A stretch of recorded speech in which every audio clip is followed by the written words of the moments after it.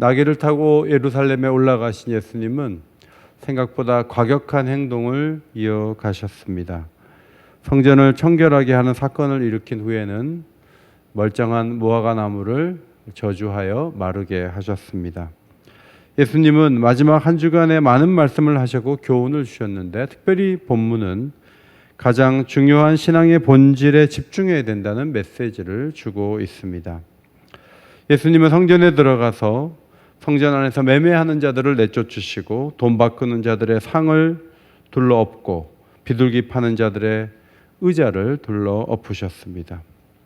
성전 질서를 유지하는 경찰이 당시에 있었기 때문에 이런 일을 하면 곧바로 끌려나갈 수밖에 없는데, 과연 이 사건을 실제로 일으켰는가, 신학자들 간에는 많은 논의가 있습니다. 그러나 오늘 본문 18절에 무리가 그의 교훈을 놀랍게 여김으로 그를 두려워하밀려라. 예수님의 그 위상이 굉장히 높았고 사람들은 예수님을 존중했기 때문에 끌고 나가지는 못했지만 죽일 계획이 있었다고 기록되어 있습니다.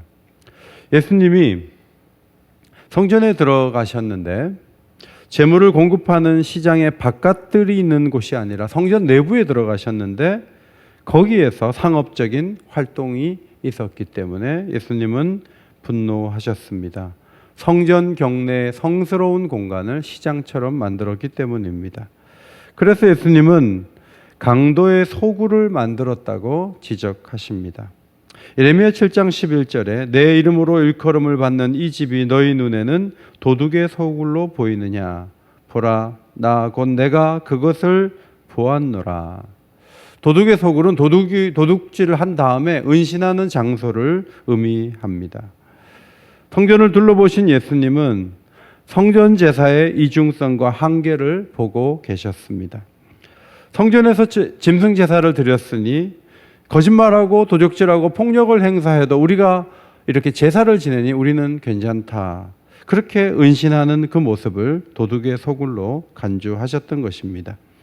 예레미야 시대나 예수님 시대나 별반 차이가 없었습니다. 예수님의 과격해 보이던 행동은 단순히 예배를 드려야 할 곳을 돈벌이 수단으로 전락시킨 것에 대한 분노만이 아니라 한 걸음 더 나아가 희생 제사를 드리는 성전의 기능이 이제 끝나가고 있음을 선언하는 것이었습니다. 얼마 전에 예수님은 성전이 파괴될 것을 생각하면서 이렇게 말씀하셨습니다. 내가 이 큰 건물들을 보느냐? 돌 하나도 돌 위에 남지 않고 다 무너뜨려지리라. 예수님은 포도원의 비유를 하시면서 포도원의 상속자를 죽이고 포도원을 차지하려고 했던 농부들에 대해서 이런 말씀을 남기셨습니다. 포도원 주인이 어떻게 하겠느냐? 와서 그 농부들을 진멸하고 포도원을 다른 사람들에게 주리라. 이 말씀을 성전에 적용해 보면 성전을 심판할 때가 다가왔다는 말씀입니다. 예수님은 이사야서 56장 7절을 인용하시면서 성전이 만민이 기도하는 집이라 칭함을 받는 곳이라고 하셨습니다. 성전은 유대인만이 아니라 세상 모든 사람들을 위한 축복의 공간이어야 한다는 말씀입니다. 이사야서 56장 7절을 말씀드렸는데 그 앞에 3절에 보니까 여호와께 연합한 이방인과 성전에 들어갈 자격이 없는 고자와 이스라엘에 쫓겨난 자들이 성전에 들어와서 하나님을 섬기게 될 것을 이사야 선지자는 예고하였습니다. 예수님은 바로 이 부분을 인용하시면서 이제 인종차별과 이 분리 상태는 끝났다라고 선언하셨던 것입니다. 고난주간에 우리가 생각해야 될 것은 우리 예배를 점검하는 것입니다. 너희의 길과 행위를 바르게 하라고 선포했던 예레미야 선지자의 외침이 동물 제사를 아무리 드려도 해결되지 않았음을 주목해야 합니다. 겉으로는 예배를 드리지만 더 교묘해지고 이중성은 더 깊어져 갔던 그 동물 제사의 한계를 분명히 보아야 합니다. 사실 예수님 시대에는 종교인들이 우상을 더 이상 섬기지 않았습니다. 그러나 하나님만이 아실 수 있는 범죄와 이중성은 점점 더 깊어져 갔습니다. 외형적인 것에 계속 기대었지만 거룩함은 사라진 지 오래되었습니다. 헤롯은 더 큰 성전을 지어서 정치적인 목적을 이루려고 했고 대제사장직을 안나스 한 집안에서 독식하면서 성전도 한 개인의 마음대로 좌우되는 그런 모습이 이어졌습니다. 제대로 작동되는 영역이 하나도 없었습니다. 예수님은 단순히 이권 사업 정도가 아니라 전체적인 부패와 무능과 이 제사의 한계를 분명히 보시면서 개혁하기를 원하셨던 것입니다. 예배를 지금 계속 드리지 못하면서 우리가 한 번 더 생각해야 될 것은 더 많은 예배를 드려야 하는 것은 아니라는 것이죠. 우리의 길과 행위를 바르게 하면서 우리가 안고 있는 이중성의 문제를 해결하지 않는다면 현장 예배를 드리든 온라인 예배를 드리든 관계없이 하나님이 이 모든 예배를 거부하실 수 있다는 것입니다. 우리의 구원은 어떤 형식을 취했다고 해서 그 문이 열려지는 것은 아닙니다.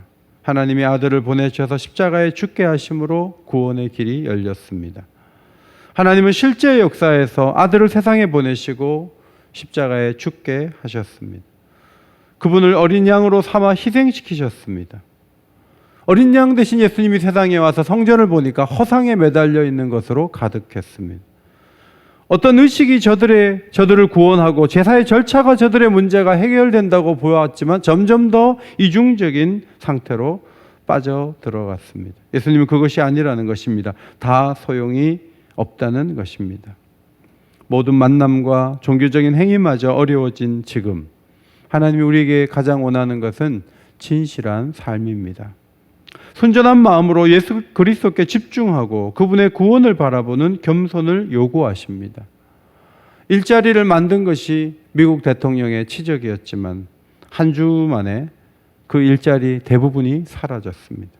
일자리보다 더 중요한 것은 일터로 나갈 수 있는 안전한 환경이고 따라서 일자리보다 중요한 것은 좋은 환경을 열어주시는 하나님을 바라보는 일입니다. 여러분, 경제적인 관점에서 보면 교회는 있어도 되고 없어도 되는 그런 공동체 같습니다. 오히려 모여서 감염 위험만 높아지게 할 수 있는 위험한 사람들로 분류합니다. 스타벅스에서 30%의 의자를 치운다고 합니다. 그래서 방역당국의 칭찬을 받겠죠. 우리가 다시 현장 예배를 드리면 75%의 의자에는 사람을 앉지 못합니다. 겨우 25%의 의자에만 사람이 앉아야 합니다. 그럼에도 불구하고 정부에서는 제발 모이지 말라고 합니다. 왜 모여야 됩니까? 왜 기도해야 됩니까? 이 사태를 해결할 수 있는 키가 누구에게 있다고 봅니까? 충분한 숫자가 죽어야 이 문제가 끝난다고 보십니까? 저는 지난 주간에 신명기를 보면서 우리가 하나님을 찾을 때 하나님이 문을 여신다는 소중한 말씀을 발견했습니다. 신명기 4장 29절입니다. 그러나 내가 거기서 내 하나님 여호와를 찾게 되리니 만일 마음을 다하고 뜻을 다하여 그를 찾으면 만나리라. 이 모든 일이 내게 임하여 환난을 당하다가 끝날에 내가 내 하나님 여호와께로 돌아와서 그의 말씀을 청종하리니 내 하나님 여호와는 자비하신 하나님이심이라. 외국에서 잡혀가서 그들이 받은 벌이 최종적인 벌은 예배를 드릴 수 없는 상황에 놓여 있는 것이었습니다. 그런데 그곳에서 하나님을 찾고 구하면 하나님은 자비하셔서 만나주시는데 만나주신 그 회복의 결과는 무엇인가 하면 예배를 드릴 수 있는 상태, 말씀을 청종할 수 있는 상태였습니다. 예배를 잃어버린 것이 징벌이었지만 다시 돌아와 예배를 드릴 수 있는 것이 회복이었습니다. 몇 년 전 1월에 어느 주일에 강북구에 있는 한 교회에서 재직 헌신 예배에 말씀을 전한 적이 있습니다. 많은 재직들이 참석하셨습니다. 말씀을 전하고 돌아왔는데 연장자이신 담임 목사님께서 그 교회 담임 목사님이 제게 이런 문자를 주셨습니다. 이 목사님, 정말 오랜만에 주일 오후에 말씀이 귀에 들렸습니다. 감격스러운 은혜가 없었던 예배를 얼마나 오래 드렸는지 모릅니다. 오늘 헌신 예배에 하나님 말씀이 제 귀에 들렸습니다. 감사합니다. 여러분, 큰 교회 담임 목사님이신데 설교가 귀에 안 들렸다는 거예요. 그런데 그 오후에 에스더서를 강해하는데 그 말씀이 귀에 정말 오랜만에 들렸다는 거예요. 여러분, 이것이 어떻게 가능합니까? 성경을 읽어도 묵상을 해도 아무런 은혜를 받지 못하고 또 온라인 예배를 반복해서 드리면서 그냥 시큰둥한 마음을 가지고 우리가 하나님 앞에 설 수 있어요. 그런데 여러분, 예수님이 오신 것은 그런 상태를 끝내기 위해서 오신 거예요. 성령을 부어주시고 진리를 가르치시는 성령이 어디에 있든지 말씀을 들을 때 우리의 속사람을 새롭게 하시는 은혜를 날마다 부어주시는 그런 축복이 우리에게 보장되도록 하기 위해서 예수님이 오신 것이고 십자가에서 죽으신 것입니다. 코로나19에 감염된 이들 가운데 어떤 분들은 냄새를 못 맡는다, 맛을 못 느낀다는 거죠. 감염이 되면 어떤 기능이 중단된다는 것을 의미합니다. 성령이 오셔서 우리를 도우시면 몇 시간 은혜를 받을 수 있는데 은혜 없이 사는 시간이 길게 된 사람들처럼 가는 것은 그것은 정상적이지 않습니다. 성전에 있던 유대인들만, 특정 종교인들만, 갖가지 규칙을 지키는 이들만 하나님의 구원의 은혜 속에 있는 것처럼 포장했지만 예수님은 만민이 기도할 수 있는 집을 강도의 소굴로 만들었다고 지적하셨습니다. 본질을 보지 못하고 핵심을 놓치는 가장 큰 이유는 짐승 제사에 집착하고 실체가 예수라는 사실을 보지 못하는 신학적 한계에 갇혀 있었기 때문입니다. 예수 그리스도가 언제나 중심이 되어야 되는데 유대인들은 사라져야 할 젊은이로 바라보았습니다. 그리고 의도대로 죽였습니다. 그러나 놀랍게도 그분의 죽음은 어린 양의 죽음이 되었고 그분이 성전이 되셔서 만민을 그분의 이름으로 기도할 수 있는 문을 여시는 놀라운 일을 이루셨습니다. 좁은 우리는 사라지고 넓은 세계가 열렸습니다. 따라서 교회의 진정성을 파악하기 위해서는 그 교회가 하나님이 주신 복을 나누려고 하는 교회인가 아니면 그들만의 것으로 삼으려 하는 것인가, 그것을 끊임없이 생각해야 합니다. 이방인도 고자도 쫓겨난 자도 들어와서 예배를 드릴 수 있다면 그 교회는 진정한 교회죠. 따라서 우리 교회를 우리 교회답게, 주님이 생각하신 교회답게 만드는 사람이 누구인가 하면 우리 장애인들이죠. 연약한 분들이죠. 그들이 사실 교회를 교회되게 하는 분들이죠. 이 고난주간에 우리가 기도해야 됩니다. 선입견과 편견을 무너뜨려 주시고 우리만의 세계에 갇혀 있지 않게 하옵소서. 우리의 마음을 넓혀 주옵소서. 고난주간에 이 부분을 기도해야 합니다. 20절 말씀입니다. 그들이 아침에 지나갈 때 무화과 나무가 뿌리채 마른 것을 보고 베드로가 생각이 나서 여짜오되 랍비여 보소서 저주하신 무화과 나무가 말랐나이다. 13절에서는 무화과의 때가 아니다. 무화과 나무를 저주하신 게 맞는데 무화과의 때가 아닌데, 때가 아니어서 무화과가 없었는데 그럼에도 불구하고 무화과를 저주했죠. 여기 때라는 카이로스라는 단어는 식물학적 용어가 아니고 하나님의 때를 나타내는 종교적인 용어입니다. 아무 열매가 없었던 무화과 나무는 그리스도의 메시아적 통치를 받아들이지 못하는, 준비하지 않은 유대교 성전의 황량함을 의미했습니다. 무화과 나무에 열매 없는 것이 허무한 것처럼 진정한 기도가 없는, 하나님과의 만남도 없고 임재도 없는 성전도 공허했던 것을 지적하신 것입니다. 메시아가 오셨는데 열매가 없다면 앞으로도 열매가 없을 것입니다. 거름을 주어서 다시 열매를 맺을 기회를 주시지 않습니다. 성전은 이제 끝났다. 그 기능은 여기서 끝이다 라고 보여주신 것이 무화과 나무가 마른 사건입니다. 예수님은 무화과 나무가 말라 죽은 기적에 대한 의미를 설명하시기보다 새로운 질서 속에 무엇이 본질인가를 설명하는 데 주력하시면서 계속 교훈을 이어가셨습니다. 23절입니다. 내가 진실로 너희에게 이르노니 누구든지 이 산더러 들리어 바다에 던져지라 하며 그 말하는 것이 이루어질 줄 믿고 마음에 의심하지 아니하면 그대로 되리라. 믿음으로 나아가면 하나님이 일하시는 시대가 열려진다는 것입니다. 그전에는 대제사장의 가문과 연결되거나 특별한 어떤 찬스가 있어야죠. 아빠 찬스라는 말을 쓰는데 그 시대에는 인위적인 찬스들과 연결된 사람들만이 기회를 갖고 뭔가 종교적인 특혜를 누리는 것처럼 생각했지만 이제는 아니라는 것입니다. 믿음을 가지고 이 산더러 들려 바다에 던져지라 하면 그 말하는 것이 그대로 되는 것을 볼 수 있는 사람들은 어떤 찬스를 가진 사람들이 아니라 주께서 부르신 사람이면 누구든지 그것이 가능하다는 거예요. 예수님은 믿음으로 이 산더러 들리어 바다에 던져지라 하며 그 말하는 것이 이루어질 줄 믿고 마음에 의심하지 않으면 된다.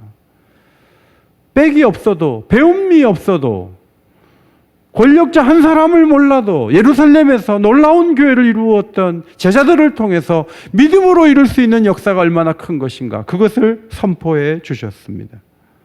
믿음으로 되는 시대가 열렸습니다. 여러분, 산을 옮길 수 있다고 말씀하셨습니다. 멀쩡한 산을 우리가 왜 옮기겠습니까? 지금 우리에게 산과 같이 거대한, 우리의 힘으로 옮길 수 없는 산은 무엇입니까? 코로나19 사태를 끝내는 거죠. 기도해야죠. 함께 모여서 예배하고 간절한 마음으로 기도할 때, 믿음으로 기도할 때, 그때 이 사태를 끝내주실 것입니다. 믿음으로 말하고 믿음으로 구하고, 세상과 부모를 탓하지 말고 믿음으로 말하고 믿음으로 구하고, 그러면 되는 시대가 열렸다고 말씀하셨고, 우리는 그 시대 속에 살고 있고, 지금 가장 중요한 기도 제목은 이 사태를 끝내는 것이죠. 오늘 가정에서 예배를 드리시고 이 사태를 끝내달라고 간절한 마음으로 기도할 때 믿음으로 드리는 기도를 하나님이 받아주실 줄 믿습니다. 24절입니다. 무엇이든지 기도하고 구하는 것은 받은 줄로 믿으라. 그리하면 너희에게 그대로 되리라. 뜬금없이 최고의 부자가 되게 해주세요. 원하는 직장 가게 해주세요. 그렇게 세상적인 그런 기준을 가지고 뭐든지 기도하면 보증해 준다, 그런 뜻은 아니죠. 하나님 나라 사역과 관련이 있는 기도, 자기 희생을 하며 주의 영광을 드러내려는 의지를 가지고 기도하는 거룩한 소원, 그것을 이루어 주신다는 말씀입니다. 한국에 들어온 우리 선교사들이 앞이 보이지 않았죠. 이 땅의 모든 사람들이 참 헛된 길을 걸어갔고, 선교사 거처에 돌을 던져서 이것도 깨지고 저것도 깨지고, 그 답답하고 힘든 때 그들이 기도했어요. 하나님, 이 나라가 예수 잘 믿는 나라 되게 해주세요. 앞이 보이지 않지만 그런 나라 되게 해주세요. 그런데 하나님께서 오랜 시간이 흐른 후에 그 기도를 받으셨어요. 상황에 치우치지 말고, 과연 그것이 될까? 그러지 말고 소명을 가지고, 하나님 뜻이니까 기도하면 된다 라는 믿음을 가지고 기도하면 왜 이루어지지 않겠습니까? 약속하신 하나님을 보고 이 아침에도 기도하면 들어주실 거예요. 믿음을 가지고 기도하기 원합니다. 어제 제가 군에서 못 나오고 있는 아들에게 이 설교문을 미리 보냈어요. 그래서 좀 읽어봐라. 아들에게도 기도 제목이 있거든요. 좀 이 설교문을 읽고 기도해봐라. 오늘 아침에 말씀을 들으면서 약속을 믿고 기도합시다. 25절입니다. 서서 기도할 때 아무에게나 혐의가 있거든 용서하라. 그리하여야 하늘에 계신 너희 아버지께서도 너희 허물을 사하여 주시리라 하시니라. 이번에는 용서하는 마음을 가르치셨습니다. 종교인들은 성전에서 찍히면 죽이거나 없애는 방법으로 성전을 정화시켰습니다. 그러나 교회는 다양성을 수용하고 차이를 극복하고 실수를 용납하는 방향으로 갈 때 진정한 기도의 문이 열리고 용서의 문이 열린다고 주님은 말씀하셨습니다. 사실 우리는 끊임없이 아버지의 용서를 받아야 합니다. 허물과 잘못을 매일 저지르고 있습니다. 그런데 우리가 서로가 서로를 용서할 때 하나님께서 우리의 죄를 용서하신다고 말씀하십니다. 보복이 난무한 세상 속에서 그리스도인들을 용서하는 마음으로 분열을 막아내고 사랑의 능력을 나타내는 사명을 갖고 있습니다. 예수님은 허물이 많은 제자들을 용서하셨습니다. 제자들을 용서받고 용서받음으로 주께서 섬기신 교회를 아름답게 섬기게 되었습니다. 오늘 이 고난주간에 누구를 품고 사랑하고 용서해야 될까? 여러분, 이 고난주간에 가정마다 벽이 있습니까? 무너지기를 원합니다. 우리 사회에 간격이 있고 벽이 많습니다. 무너지도록 하나님께 기도해야 하겠습니다. 하나님의 아들이 이 땅에 오셔서 죽으신 것은 이 벽을 허물고 서로 포용하고 사랑하도록 하기 위함이었습니다. 감염자가 참 우리나라가 많이 있을 때 외국에서 많이 두려워하면서 한국인 입국자들을 막아서던 즈음에 베트남에서 아시아나 비행기가 베트남에 거의 다 왔는데 돌아가라고 했어요. 착륙 허가를 내주지 않아서 수백 명이 돌아왔습니다. 그런데 그 베트남이 우리에게 방역 물자를 보내달라고 손을 내밀고 있어요. 무슨 염치로 그러는지 모르겠어요. 그러나 여러분, 격한 감정을 내려놓고 그들을 잘 도울 때 베트남은 대한민국에 대해서 마음을 활짝 열지 않겠습니까? 용서는 가정만이 아니라 국제관계에서도 필요한 하나님의 덕목이죠. 더 넓은 마음으로 나가고 허물과 잘못이 있어도 품을 수 있도록 기도해야 되겠습니다. 오늘 본문을 보면서 몇 가지 기도 제목을 정리합니다. 첫째로 우리가 이 고난주간을 보내면서 예배를 드리지만 우리가 안고 있는 이중성을 해결하게 하옵소서. 믿음으로 일어서는 교회, 믿음으로 기도하여 새롭게 되는 사회를 이루게 하옵소서. 믿음으로 코로나19 사태가 해결되기를 원합니다. 누군가 기도한다면 문을 열어주시겠죠. 우리가 그 사람들이 되기를 원합니다. 셋째로 용서와 용납을 통해 벽을 허물고 하나 되는 공동체를 이루게 하옵소서. 그렇게 이 아침에 기도하기를 원합니다. 기도드리겠습니다. 존귀하신 하나님 아버지, 감사합니다. 성전에 오르셔서 성전을 청결하게 하시고 무화과 나무를 저주하셨던 주님의 행동 속에 담겨 있는 신앙적인 의미들을 살펴보았습니다. 하나님, 껍데기만 남은 성전은 물러가고 예수님 자신이 성전이 되셨고 예수를 믿는 자들을 성전 삼으시는 놀라운 시대를 열어주셨습니다. 이 고난주간에 우리의 이중성이 해결되게 하옵소서. 우리 모두가 믿음으로 기도하게 하셔서 그 기도를 들으시고 이 코로나 사태가 해결되는 놀라운 국면으로 접어들 수 있도록 하나님 은혜와 복을 더하여 주시옵소서. 용서함으로 하나 되는 가정 되게 하시고 거룩하고 아름다운 사회 되게 하옵소서. 이 한 주간도 본질에 들어서고 본질을 따라가는 귀한 시간이 되도록 우리를 인도해 주시기를 간구하오며 살아계신 예수님의 이름으로 기도하옵나이다. 아멘.